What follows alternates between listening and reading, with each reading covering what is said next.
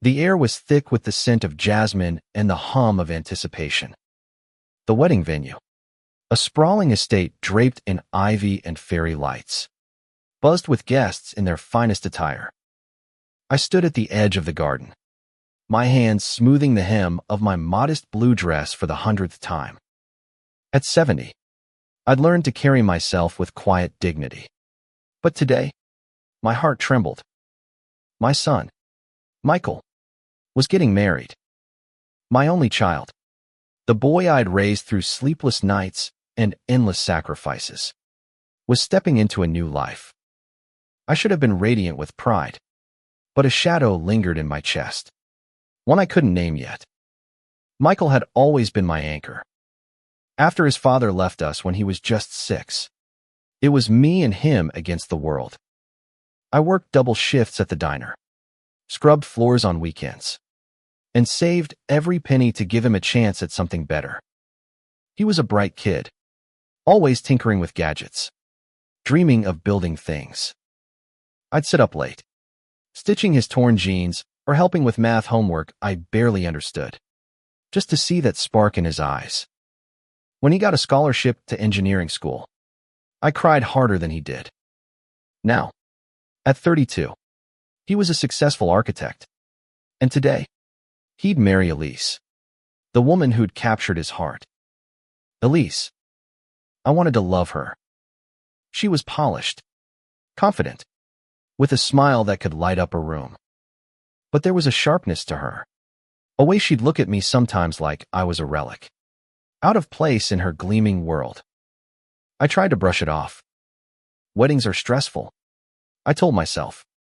She's young, 28, building a life with my son. Maybe I was just being sensitive. The ceremony was flawless, a vision of white roses and soft music.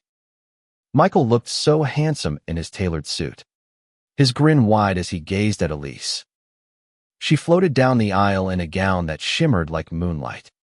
Her eyes locked on him. I sat in the front row, clutching at tissue, my heart swelling. When they exchanged vows, I saw the boy who used to cling to my hand, now a man promising forever to someone else.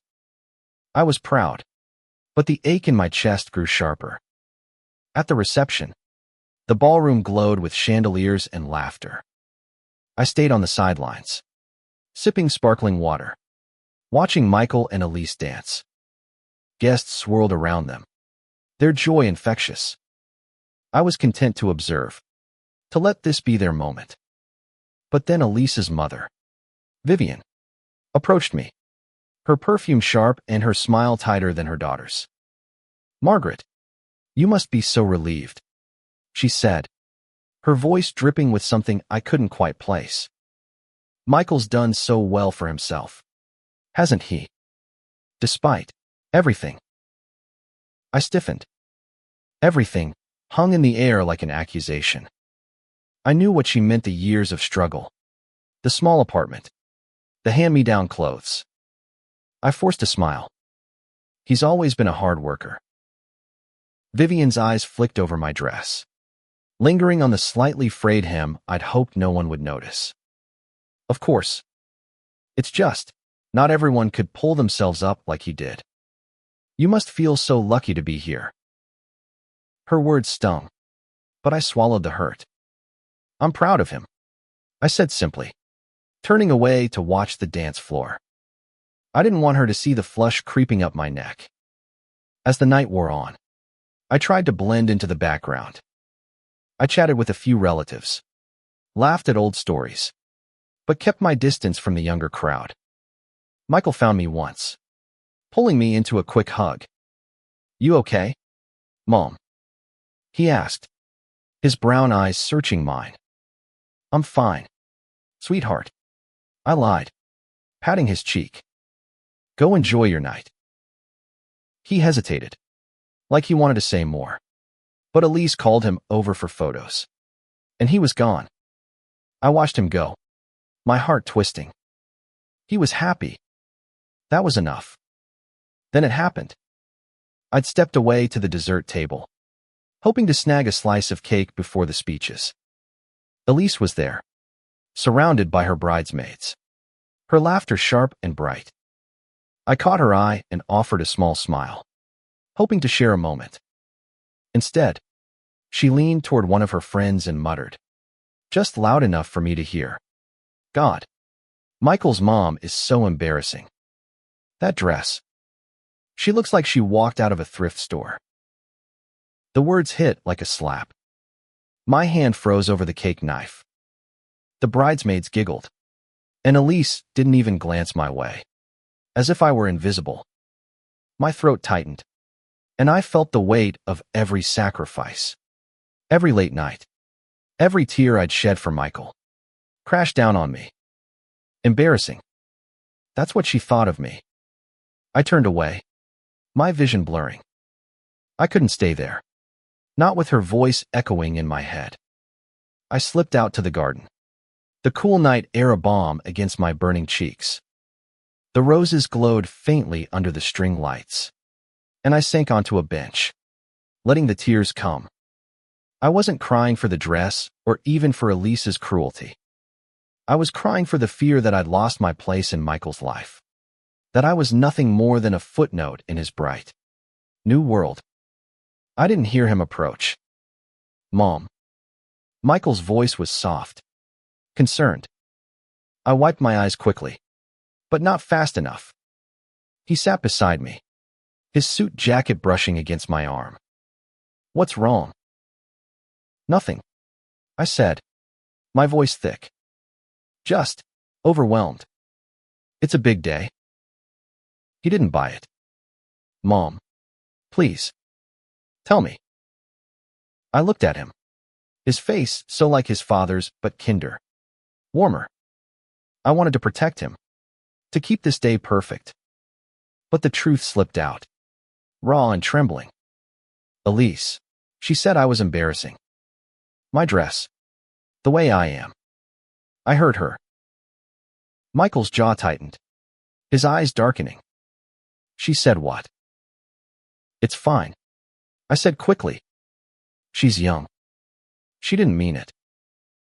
But he was already standing, his hands clenched. "No, it's not fine. Stay here. Mom. I need to talk to her." "Michael, don't," I started. But he was gone, striding back toward the ballroom. My heart pounded. I didn't want to ruin this day, but the truth was out, and there was no taking it back. The garden felt colder now, the roses' fragrance less comforting. I sat on the bench, my hands twisting in my lap, replaying Elise's words and Michael's reaction. I hadn't meant to tell him not like that. This was his wedding day, his moment of joy, and I'd just thrown a shadow over it. Guilt gnawed at me, but so did the sting of Elise's cruelty. I'd spent my life shielding Michael from pain, and now, I wondered if I'd just handed him a wound I couldn't heal. Inside, the music pulsed faintly, laughter spilling through the open doors. I pictured Michael confronting Elise, his voice low but firm, the way it got when he was serious. Would she laugh it off? Apologize? Or would she double down, her sharp edges cutting deeper? I didn't know her well enough to guess. Michael had met her 3 years ago at a conference, and their romance had been a whirlwind. She was an interior designer, polished and ambitious, with a knack for making everything around her look effortless. I tried to connect, inviting her for dinner, asking about her work, but she always seemed to hold me at arm's length. Now I wondered if she'd been judging me all along. I thought back to the first time I met her, at a small cafe near Michael's apartment. She'd been charming, her smile bright as she talked about her plans with Michael. But there was a moment, fleeting, when I mentioned working at the diner to pay for Michael's college. Her smile had faltered, just for a second, before she changed the subject. I'd chalked it up to nerves, but maybe it was something else to stain. Discomfort with my past. I told myself it didn't matter. Michael loved her, and that was enough. But now, her words at the dessert table echoed in my mind, and I couldn't unhear them. The crunch of gravel pulled me from my thoughts. It was my sister, Clara, her shawl slipping off one shoulder as she hurried toward me. At 65, she was still a force, her eyes sharp with concern. "Margaret, what are you doing out here? Michael's looking for you." "I just needed some air," I said, forcing a smile. "It's a lot. You know." She sat beside me, her gaze piercing. "Don't lie to me." I saw Michael's face when he went back inside. "What happened?"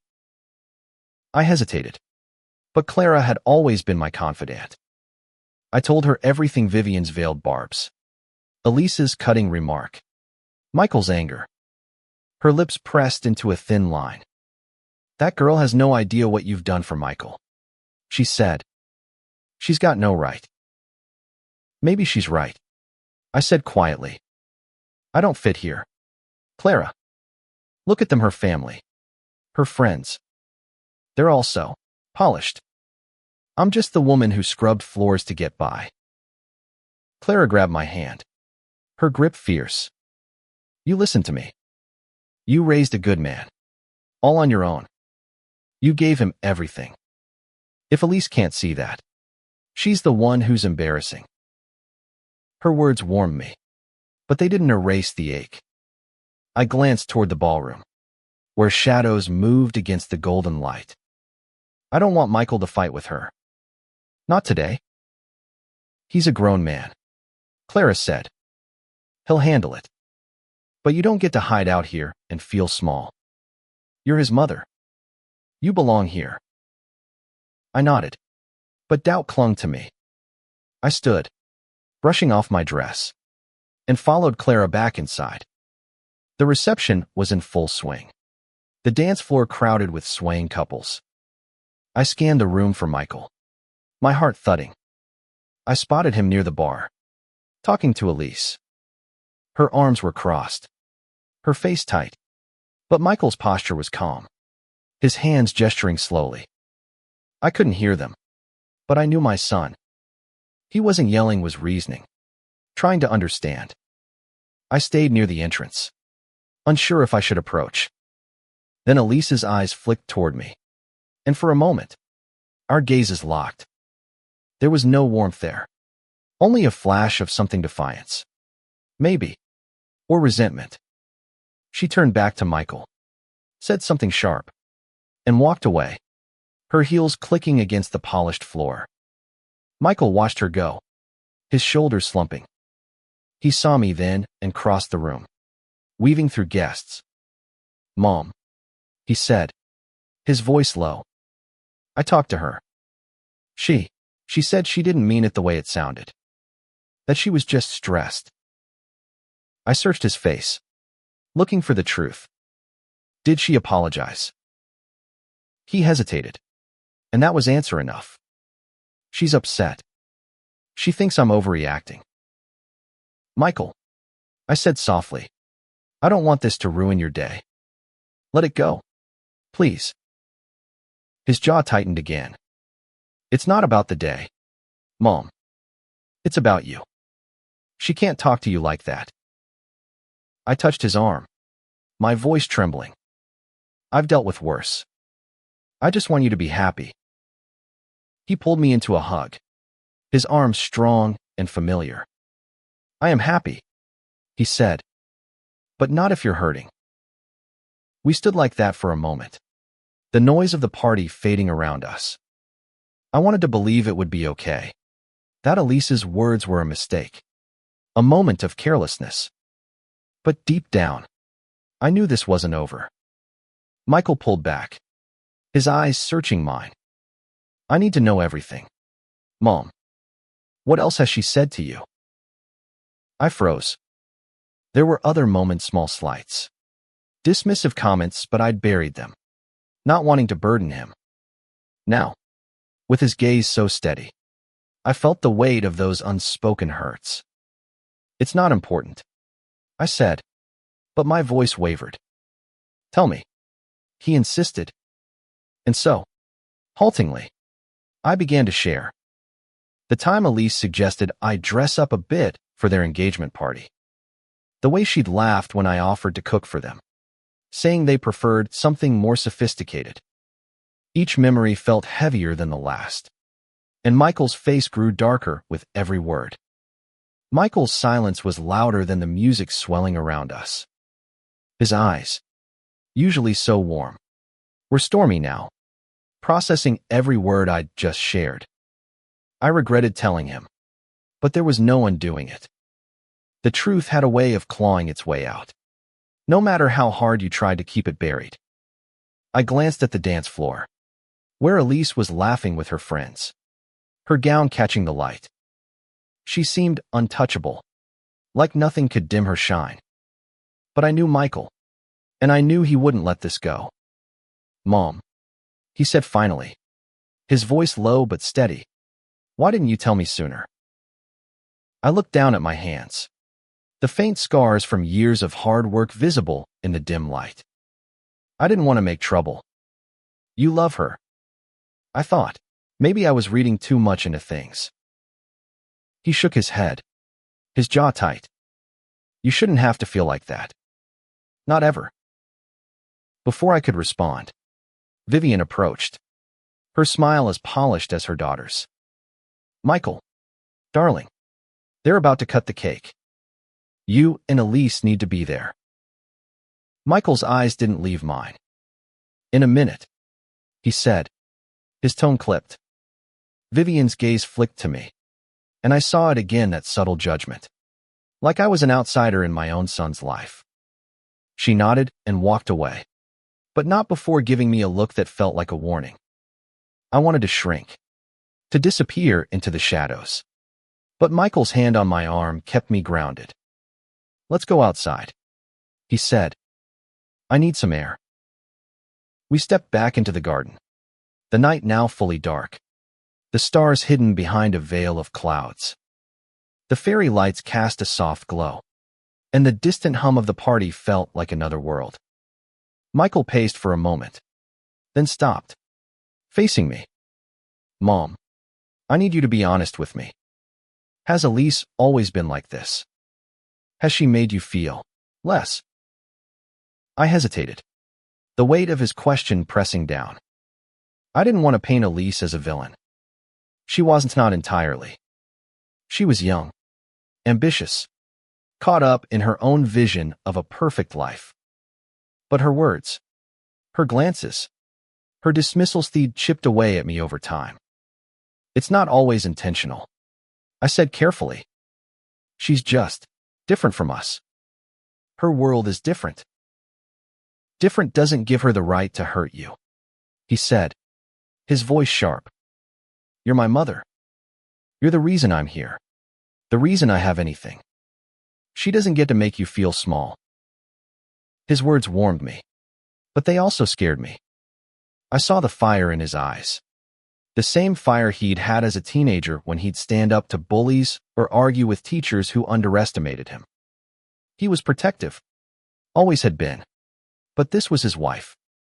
I didn't want to be the wedge between them. "Michael," I said, my voice soft, "you're married now.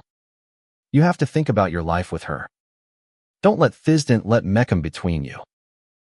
He stopped pacing, his eyes locking onto mine. "You're not the one coming between us. She is, if she can't respect you." I didn't know what to say. Part of me wanted to defend Elise, to smooth things over. But another part, the part that had heard her call me embarrassing, was tired of staying silent.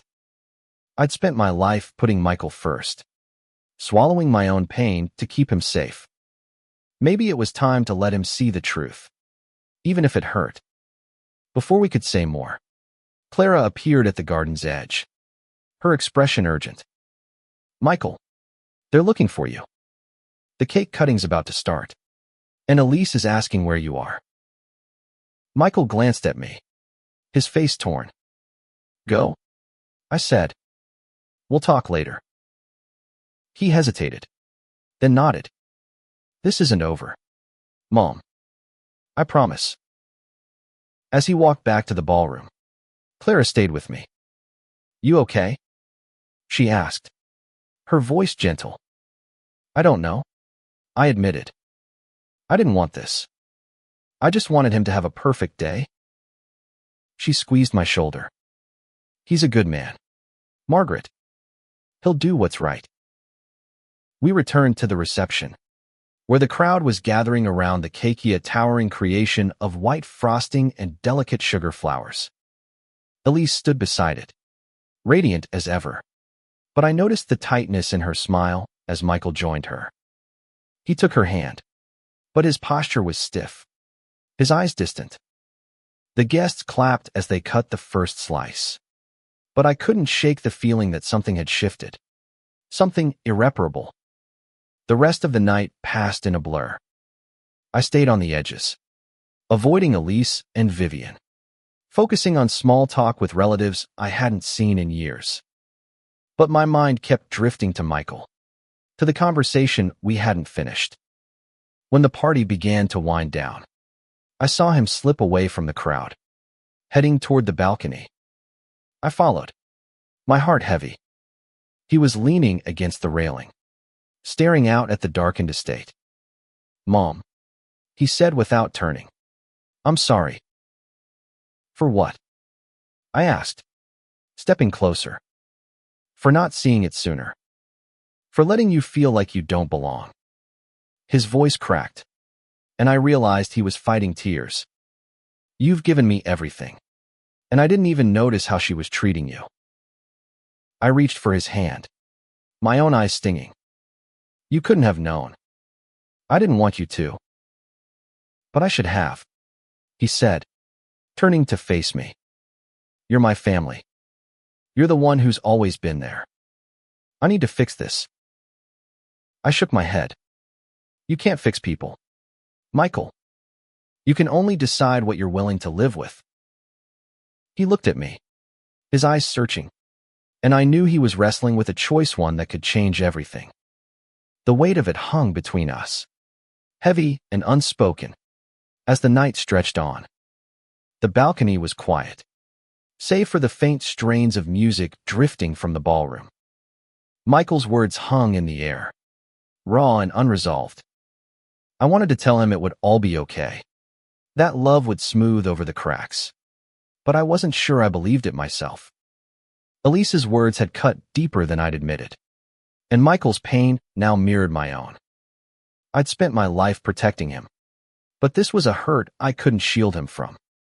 Mom, he said, his voice steadier now. I need to know everything. What else has happened? What haven't you told me? I sighed, the weight of the past few years pressing down. It's not just one thing, Michael. It's little moments. The way she'd correct me when I spoke, like I was a child. The time she said my cooking wasn't up to par for their friends. The way she'd steer conversations away from my life, like it wasn't worth mentioning. I paused, my throat tight. I thought I could handle it. I didn't want to burden you. His face hardened, but his eyes were soft, full of regret. You're not a burden. You've never been a burden. I looked out at the darkened garden, the fairy lights now dimming as the night grew late. I just wanted you to have a good life, Michael. I didn't want to be the reason for any trouble. He took my hand, his grip firm.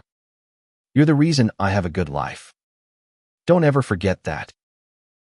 His words were a lifeline, pulling me back from the edge of self-doubt. But they also made me ache for him. He was caught between the woman he loved and the mother who'd raised him. I didn't want him to have to choose.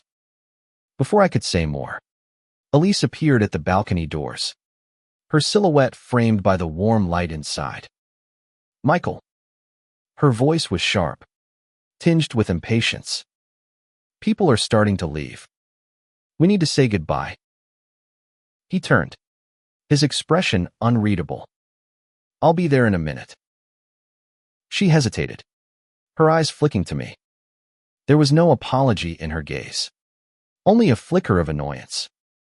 Then she turned and disappeared back into the crowd. Michael watched her go, his jaw tight.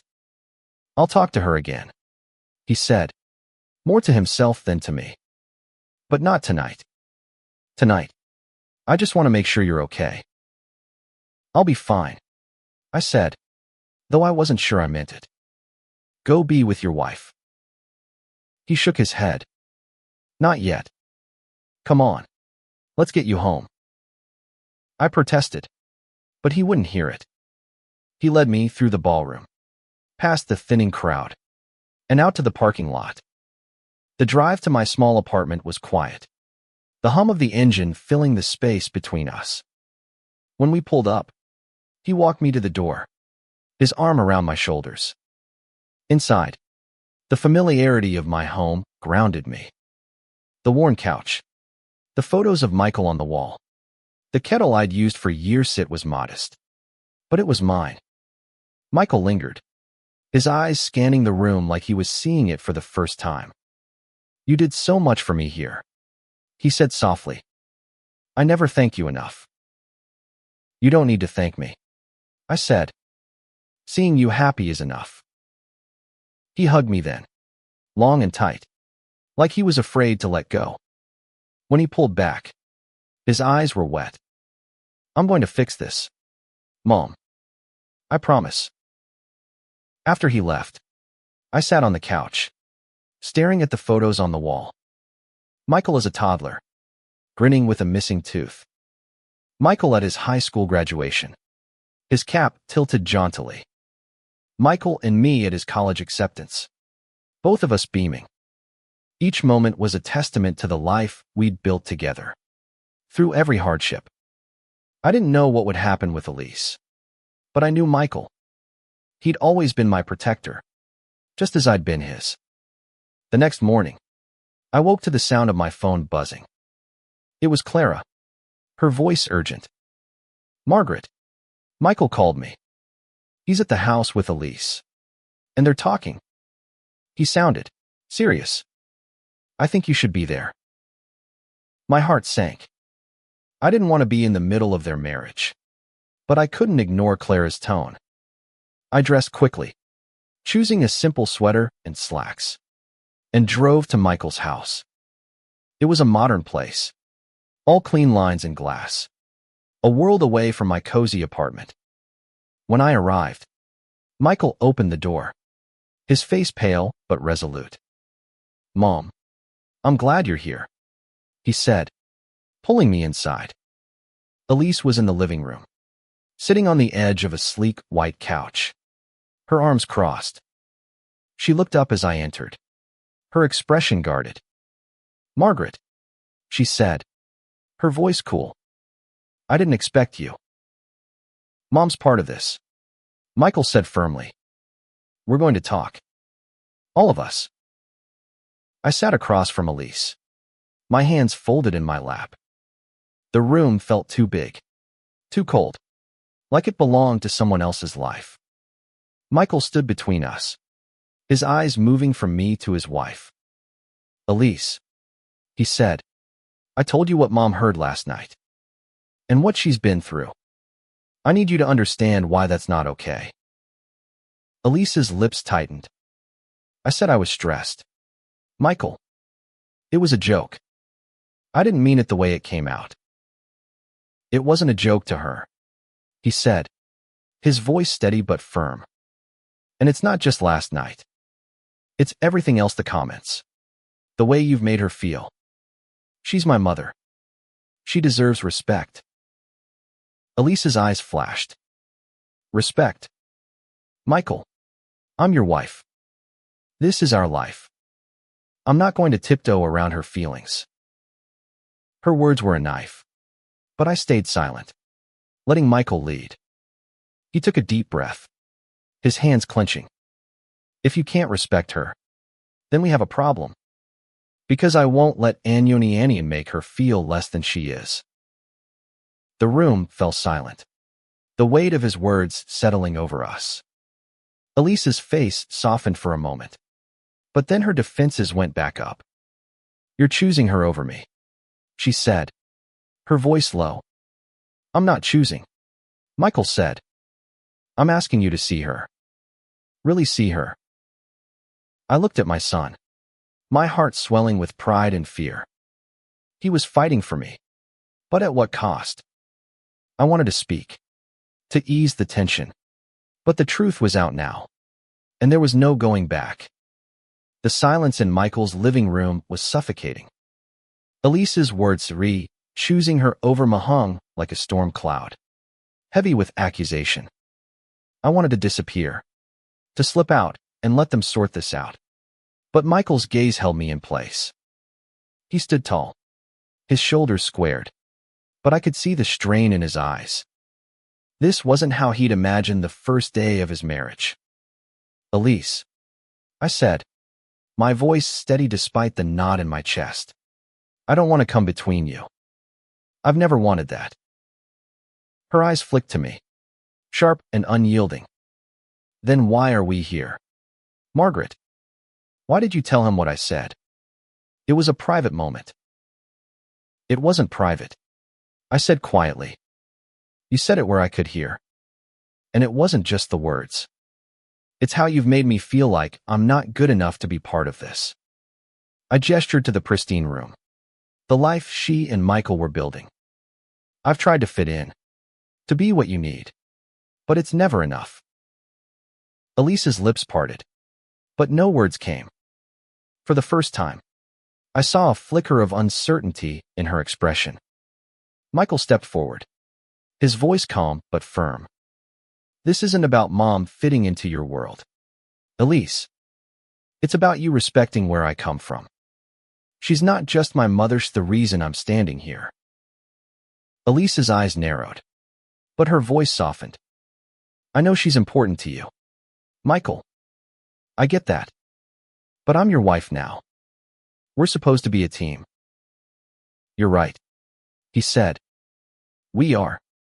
But a team doesn't tear each other down. And that's what you did to her. I watched them, my heart aching.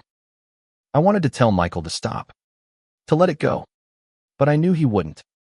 He'd always been stubborn, especially when it came to protecting the people he loved. I thought of the times he'd stood up for me as a kid when a landlord tried to overcharge us, when a teacher dismissed my concerns about his schoolwork. He'd always been my defender. Now, he was doing it again, but the stakes were so much higher. Elise stood, smoothing her dress, her movements deliberate. I need some time, she said, her voice tight. I can't do this right now. She walked out, her heels echoing on the hardwood floor. Michael started to follow, but I grabbed his arm. Let her go, I said. She needs space. He sank onto the couch, his head in his hands. I don't know what to do, Mom. I love her, but I can't let this slide. Not after everything you've done for me. I sat beside him, my hand on his shoulder. You don't have to choose, Michael. But you do have to decide what kind of life you want. One where everyone is valued, or one where you're always fighting to keep the peace. He looked at me, his eyes searching. How did you do it? All those years, raising me alone, dealing with people who looked down on you, how did you keep going? I smiled, though it hurt. Because of you. You were worth it. Every struggle, every late night, every tear. You made it worth it. He pulled me into a hug, his breath shaky. I don't deserve you. Yes, you do, I said fiercely. And don't you ever forget it. We sat there for a long time, the house quiet around us. I thought of the boy who'd once curled up beside me on our old couch, asking why his dad left. I told him then that we didn't need anyone who didn't see our worth.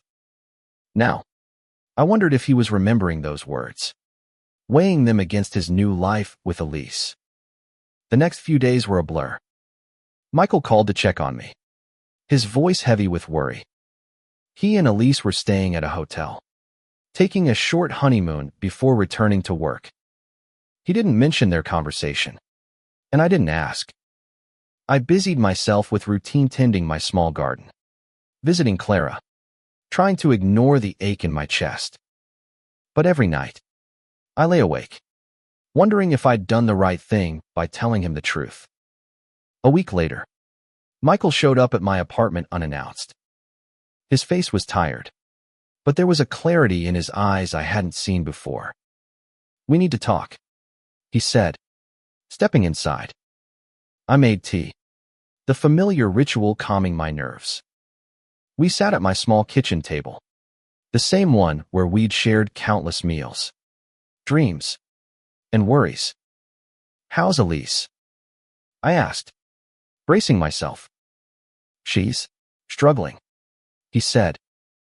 "We've been talking a lot. About us. About you. About what family means. She's trying to understand. But it's hard for her. Her life was different her parents. Her world. She doesn't know what it's like to fight for everything." I nodded, sipping my tea. "Not everyone does." "I told her about you," he said, his voice soft. "About the nights you stayed up sewing my clothes. The times you went without so I could have more. I told her about the time you walked 3 miles to get me medicine when I was sick, because we couldn't afford a cab. She didn't know any of it." I looked down, my throat tight. I never wanted her to know. I just wanted her to see me as enough. "She's starting to," he said. "But it's going to take time." I told her she needs to apologize not just for the wedding, but for everything. And she has to mean it. I searched his face, looking for the boy who'd always trusted me to make things right. "And if she doesn't?" He hesitated, his eyes darkening. "Then I don't know if this can work." My heart sank. I'd never wanted this to be the reason his marriage faltered. But I also knew I couldn't keep pretending. Not for Elise. Not for anyone. "Whatever happens," I said, "I'm here. Always." He reached across the table, squeezing my hand. "I know, Mom. And I'm here for you, too." As he left, I stood at the window, watching his car disappear down the street. The future was uncertain, but for the first time in a long time, I felt seen. Not just as Michael's mother, but as Margaret, the woman who'd fought, loved, and survived. Whatever came next, I knew we'd face it together. Weeks passed, and the tension from the wedding lingered like a bruise. I went about my days tending my garden, meeting Clara for coffee, volunteering at the community center, but my thoughts kept drifting to Michael and Elise. He called often, his voice a mix of determination and weariness, updating me on their conversations. Elise was trying, he said, but trust was a fragile thing, and her apology still hadn't come. I didn't push him for details. I knew he was carrying enough. One afternoon, as I pruned the roses in my backyard, I heard a car pull up. I expected Clara or a neighbor, but when I looked up, I saw Elise stepping out, alone. She wore a simple sweater and jeans, a far cry from the polished elegance of the wedding. Her face was pale, her eyes uncertain as she approached. "Margaret," she said, her voice softer than I'd ever heard it. "Can we talk?" I wiped my hands on my apron, my heart thudding.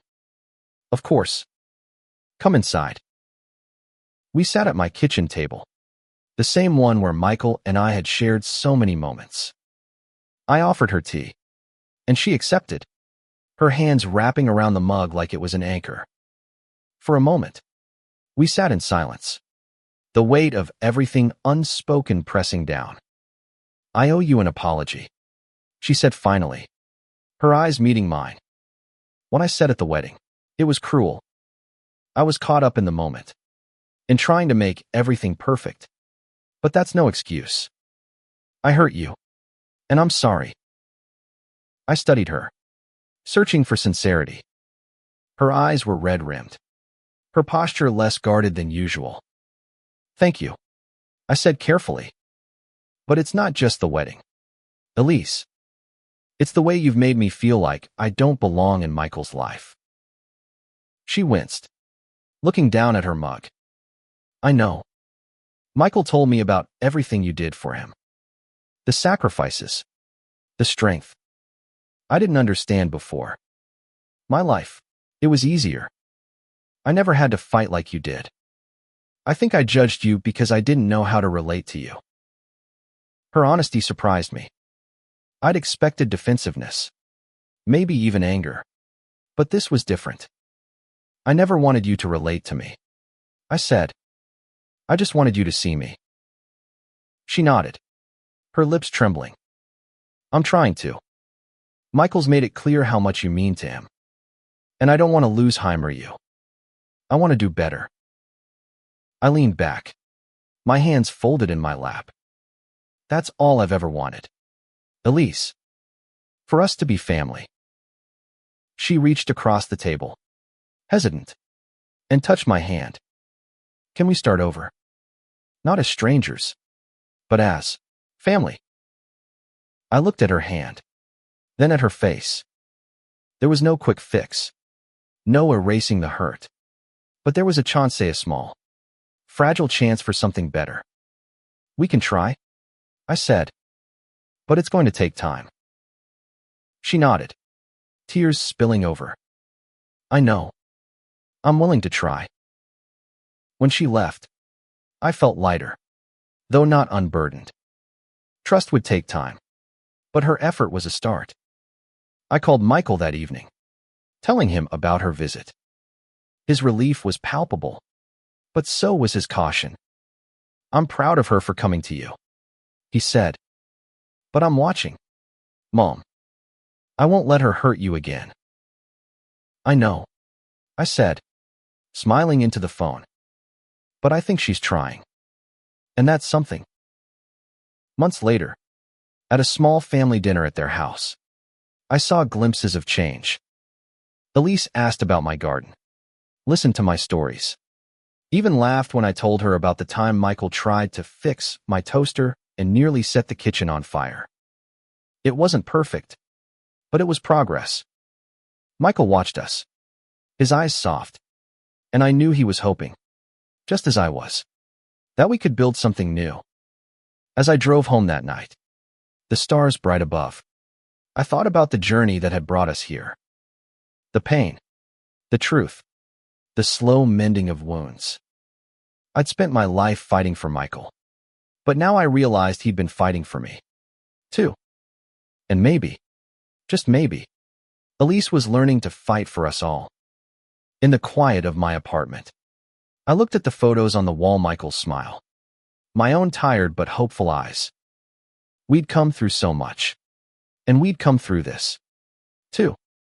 Family wasn't perfect, but it was worth it. Every single moment.